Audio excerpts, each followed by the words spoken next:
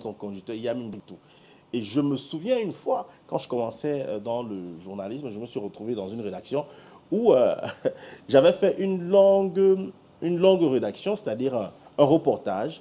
Et j'ai remis à une dame qui nous regarde certainement ce matin, et qui m'a dit, Monsieur Charles Fils Elanguet, vous écrivez très bien, c'est vrai, vous êtes poétique dans votre truc, mais vous avez des problèmes de ponctuation. Ah!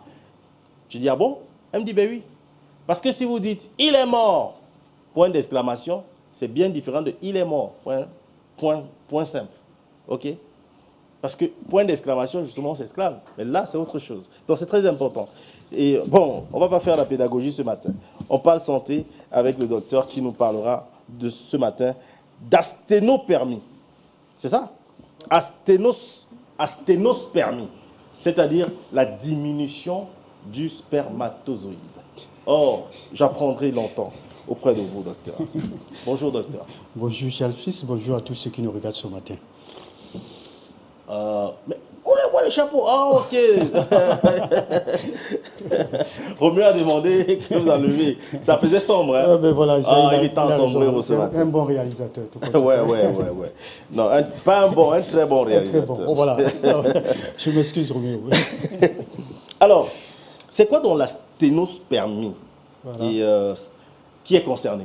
Qui est véritablement concerné par? Bon, voilà. Il faut dire que nous prenons, depuis un certain temps, nous prenons soin de pouvoir, si je voulais dire, décortiquer des différents symptômes ou encore troubles de la faiblesse sexuelle, notamment masculine. C'est pour que les gens arrivent à comprendre réellement ce que c'est. Et les causes, bien évidemment. Parce que quand on se refait à l'hôpital et qu'on fasse un spermogramme, on dit oligospermie, asténospermie, azospermie, les gens sont égarés. Et parfois, il se trouve que vous avez tous azospermie, tous les 3 ou 4 à la fois. Et ça stresse.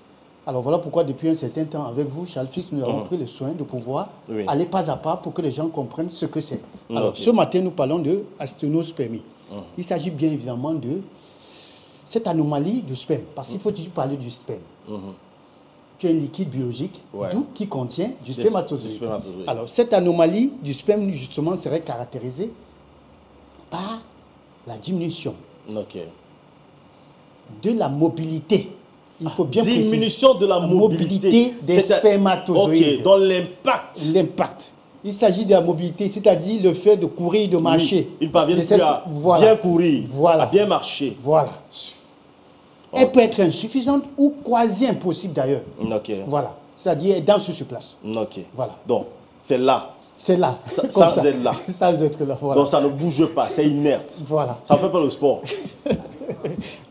C'est ça. Mais voilà, merci à l'image, voilà le spermatozoïde. Et vous savez que le spermatozoïde qui dort, justement, a 3 parties. Pour ceux qui ne savent pas, la tête, le tronc et la queue.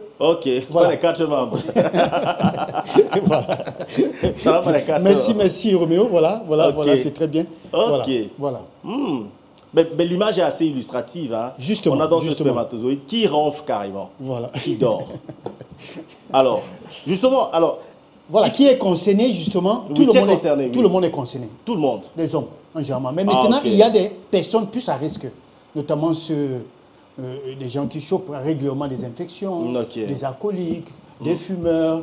Voilà, ces personnes-là qui ont certaines pathologies déjà, voilà, ils sont beaucoup plus à risque, notamment. Bon, vous disiez tantôt, quand vous parliez du moins quand vous donnez la définition de la sténospermie tout à l'heure, vous avez essayé d'embrayer un peu sur ce qui peut être la cause de ça. Mais ce qui m'intéresse beaucoup plus ce matin, c'est de savoir comment est-ce qu'on a atteint d'asténospermie et comment est-ce qu'on fait le diagnostic. Voilà. Il faut dire que, de prime abord, à l'œil nu, on ne saura jamais. Nous l'avons dit la dernière fois, c'est lors d'une consultation. Vous vous rendez à l'hôpital, bien évidemment, et il faut déjà dire qu'il n'y a pas de symptômes. Il n'y a pas de symptômes. Comme une infection urinaire. Vous n'allez pas sentir les picotements ou bien les démangeaisons ou bien encore fourmillement. Non, non, aucunement pas. C'est l'évolution dans le futur. Voilà, justement. Toujours en quête de la recherche de ce qu'on appelle le bébé. Le bébé. Voilà. L'héritier. L'héritier. Ça ne va pas, ça ne va pas. Et comme nous l'avons dit la dernière fois, c'est toujours la femme qui amène l'homme à pouvoir se déplacer. C'est vraiment ce paradoxe. Pourtant, l'homme est le chef. Mais voilà. Alors, ceci dit, depuis la dernière fois, nous avons dit qu'il faudra que l'homme prenne le devant maintenant. Voilà. Il faudra qu'il prenne le devant, ça c'est important. Alors, c'est toujours la femme qui, lors d'une consultation, parce qu'elle n'arrive pas à concevoir, qu'on dit non, venez avec votre époux. Et justement, en ce moment-là, on découvre justement, on demande, on prescrit un spermogramme, bien évidemment. Et à l'issue de ce spermogramme, on va constater justement ce problème. Puisque nous parlons de la mobilité ce matin, ce problème de mobilité.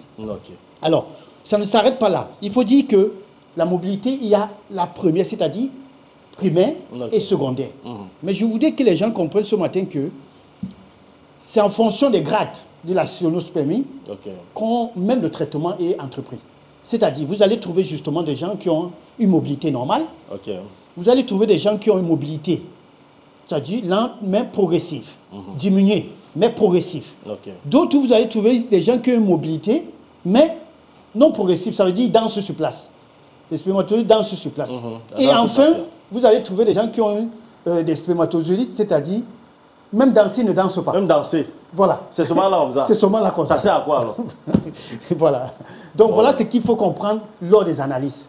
Et justement, à l'issue de ça, c'est en fonction de ça que le protocole, la prise en charge devrait être. Mais un véritable problème social, hein, docteur. C'est vraiment un problème. Ça, il faut le dire. Mais quand vous dites que les hommes doivent prendre les devants, ça veut dire que, écoutez, si jamais vous êtes avec une femme et que vous vous rendez compte que peut-être 2 ans, 3 ans, 4 ans, elle ne vous a jamais parlé de retard, au lieu de laisser qu'elle fasse le Congo-ça au quartier pour dire que vous n'êtes pas un homme, allez plutôt voir le médecin. Et puis, Charles Fils, il faut dire que 2, 3 ans, 4 ans, c'est beaucoup. Ah bon? En principe, quand vous prenez une femme, durant 1 an, on parle d'une infertilité. Pour ceux qui ont fait des rapports d'une manière régulière avec un partenaire durant 1 an. Le minimum, c'est 1 an.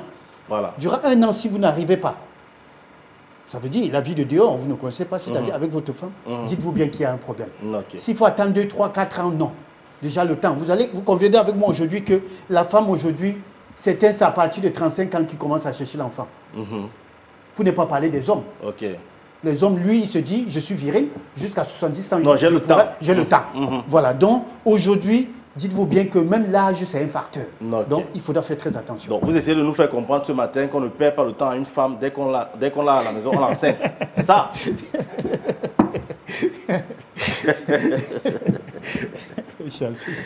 Donc, on ne perd pas le temps. Mais non, mais ça, dès qu'elle a entré, il faut le dire. Grossesse, toute femme au foyer, voilà. Il faut dire la grâce voudrait qu'elle puisse justement procréer, avoir des enfants. Parce qu'il y a la maman qui est au village qui appelle de temps en temps. J'ai dit, ça se passe comment? Elle crache déjà. Même la fatigue, il n'y a pas. Donc, ça veut dire que vous prenez les devants.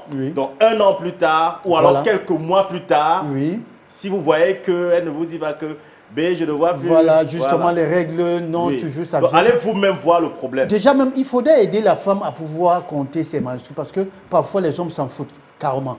Et ça, je vous l'ai dit, ça, c'est important de le dire. L'homme compte. L'homme doit aussi compter. Charles Fils, je ne voudrais pas vous dire, vous êtes dans la communication, vous savez ce qui se vit. Que la femme peut concevoir de quelqu'un d'autre et le coller sur vous. C'est par contre vous. Il faut prendre les devants, c'est ça? Voilà, il faut prendre le devant. Toi, autant de choses. Toi aussi, tu dois savoir. Ok. Ça, c'est important. Mais ça, il faut le dire. Vous allez nous montrer comment on compte, hein, parce qu'il y a des gens qui ne connaissent pas. Il n'y a pas de problème. Je vois pas les calendriers où je vois le rouge partout. Et maintenant, il n'y a plus les calendriers. Alors, docteur, merci pour cette bonne humeur. Hein. Voilà. C'est aussi ça, l'information qu'on vous passe ce matin. Mais quelles peuvent être les causes, docteur? Voilà, les causes, il y en a plusieurs, ça, il faut le dire. Je voudrais commencer d'abord par la morphologie du spermatozoïde. Nous l'avons vu là, la représentation. Parce que vous pouvez avoir un spermatozoïde qui n'a pas de queue. Ouais. Alors, si ça n'a pas de queue, comment est-ce qu'il peut se déplacer? Un handicapé, vous pensez que vous êtes un handicapé, vous pouvez courir? Non? Ça dépend des handicapés. Ça dépend. Alors, donc, voilà, ceci dit, qui n'a pas de queue, qu'on appelle communément flagelle. Ça peut aussi être un problème. Alors, maintenant, il y a des MST. Encore appelé IST, infection sexuellement transmissible. Je ne voudrais pas énumérer, avec la média, il y en a plusieurs, mycoplasmes et tout. Voilà. Et il y a également, comme cause, il y a déjà des carences alimentaires. Il y a aussi l'hypocalcémie, le manque de calcium et vitamine D, qui peuvent être aussi la cause. C'est vrai aussi qu'il y a un problème aussi hormonal, bien évidemment chez l'homme également, qui peuvent aussi être la cause. Donc maintenant, il y a le facteur environnemental. Nous avons parlé la dernière fois de de savoir mettre ses bourses au frais, c'est-à-dire d'éviter trop de chaleur et tout. Ça, il y a ce facteur aussi environnemental.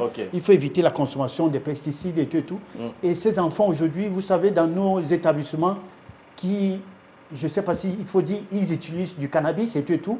Voilà, qui consomment la drogue, ça c'est dangereux pour eux. Parce que là, ils ne pèsent pas la chose. Au moment de vouloir chercher justement l'enfant, cela également pourrait être une cause de... Donc eux, ils pensent qu'en prenant, ça va les stimuler. Ça va les stimuler, voilà les différentes causes, il faut le dire ainsi.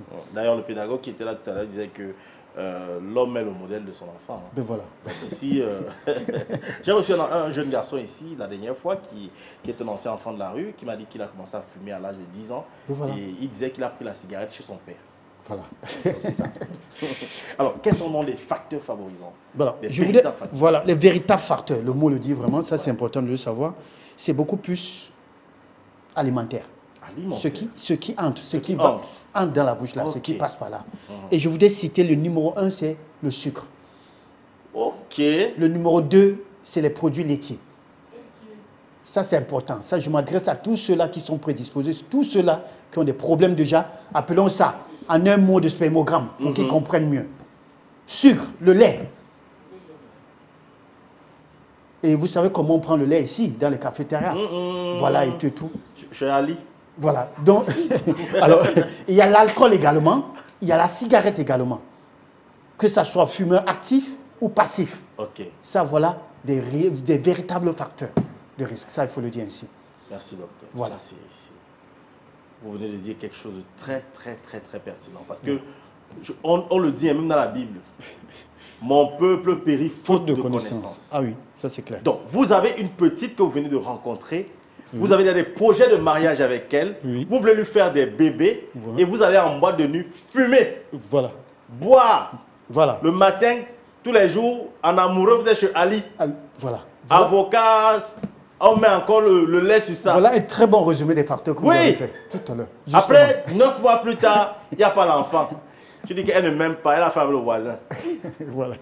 Tu voulais faire le romantisme, tu es parti avec elle chez Ali. Ali t'a rempli le lait dans le spaghetti. Tous les soirs, tu es au snack, tu fumes, tu bois. Tu crois que je te fais le cœur avec la fumée. Alors que tu es en train de tuer toi ton spermatozoïde. Aujourd'hui, on dit il faut vivre. Vivons vivant. Vivons vivant. Donc tu as saoulé le spermatozoïde. Le spermatozoïde, avant m'appeler, pas te regarder que le père, je suis fatigué. Le père, j'ai fumé, j'ai le lait sur moi, donc il est obèse. Vous m'avez posé la question de savoir si je peux courir. Ça dépend, à Bilongué. Je vais vous raconter l'histoire de l'handicapé tout à l'heure. Mais ce que je veux savoir, docteur, alors comment est-ce qu'on fait quand on est donc atteint de cette mobilité-là? Comment faire pour augmenter la mobilité, puisqu'on parle de diminution de mobilité? Comment faire pour augmenter cette mobilité? Peut-être ça passe encore par l'alimentation? Ça commence par là. Ok. Toujours, ça commence par l'alimentation, ça il faut le dire. Il faut le dire, ça commence par l'alimentation, comme je le disais tantôt. C'est justement de savoir quoi consommer. Ce qu'on mange. Ce qu'on mange, ça c'est important. Nous avons parlé, quand nous parlons des causes tout à l'heure, nous avons parlé des carences, bien évidemment. Alors pour éviter justement des carences, il faut bien s'alimenter. Maintenant, il y a ce facteur environnemental dont nous avons parlé. Je crois que la dernière fois nous le parlons, quand je disais il faut garder toujours ses bourses au frais. Oui, il faut garder. Vous avez demandé si c'est de le mettre au frigo. Oui. Mais voilà, alors moi je disais, il faut éviter la chaleur sur cette partie-là. Notamment, je voudrais parler ici des gens qui portent des jeans. Les pantalons serrés. Je voudrais parler de ces hommes-là qui, pour blaser, ou je ne sais pas si c'est l'expression, vont pouvoir mener ces femmes-là au sauna. Et tout ça, c'est la chaleur. Dites-vous bien, si c'est bien pour la femme, ce n'est pas bien pour vous. Ah bon? Voilà. Parce que la chaleur du sauna et tout ça là, ça va impacter aussi. Pour vous qui avez déjà ces problèmes, ça va même plutôt aggraver votre problème. Donc, c'est ce que, voilà, ce qu'il faut comprendre. Et bien évidemment, avec l'illustration que vous avez faite, si brillant d'ailleurs en ce qui concerne les facteurs, il faudra faire l'inverse tout simplement. Arrêtez de fumer, arrêtez de boire. Bien évidemment, arrêtez de prendre du sucre, du lait, comme nous avons cité tout à l'heure. Voilà. Oui, parce qu'on a des gens qui vont au restaurant, en fait au café, chez Ali, Moussa, ils sont nombreux là. Le gars passe la commande purée d'avocat. On fait ça chez Tado. Purée d'avocat, spaghetti. on met le lait, et puis il prend encore une tasse de lait à côté, il prend un gros gâteau, il prend les œufs. Et dans du lait, on met encore du sucre. On met encore du sucre. Voilà. Quand il a fini, il prend une bouteille de jus. Voilà. Il se balade avec, il marche là avec sa petite et tout. Alors qu'il est en train de tuer la force de ces spermatozoïdes. Bon, voilà. Docteur, je ne sais pas si... Roméo, s'il te plaît, tu vas baisser le volume pour que les enfants n'entendent pas ce que je vais dire. Parce qu'aujourd'hui, ils sont à la maison. Mais c'est quand même important parce que, bon, pour ceux... tu as baissé, c'est bon. Donc, je demande... Oui. Quand on est dans la relation avec madame, oui. Quand on a fini de sortir tout le corps là, oui. Bon, on a éjaculé à l'intérieur. Oui. Hein? Oui. Quelle est la véritable durée d'un spermatozoïde? Parce que comme tu as demandé qu'on prenne les devants, je veux voir combien de temps ça doit faire là-bas. Pour qu'on compte, parce que si on doit commencer à compter les menstrues et tout ça, on doit aussi compter le côté là. Oui. Quand on éjacule, on compte. 1, 2, 3. Dis-nous, c'est quelle durée? Ouais, ben, il faut dire déjà que la durée de vie des spermatozoïdes chez l'homme, hein, oui. c'est au moins de 30 jours.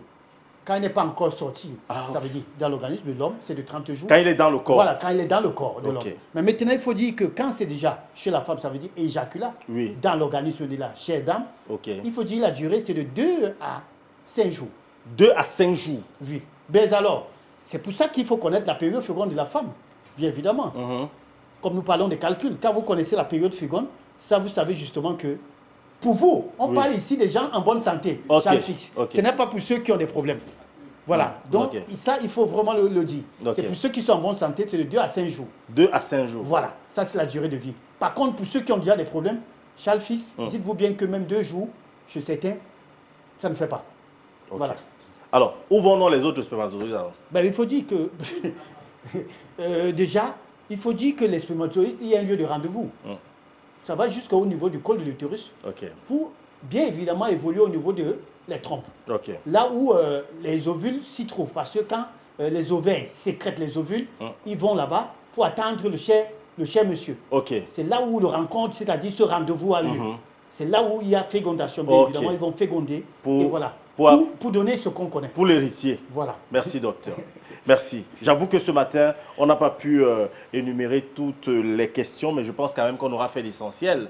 Peut-être le reste au numéro de téléphone 699 64 57 59 ou alors le 675 92 47 91.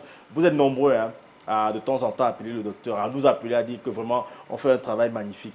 Nous on fait ça pour vous, on fait un travail citoyen. Donc n'hésitez pas à appeler le docteur pour des conseils et non des consultations. On va prendre la pub et on va continuer cette émission, monsieur.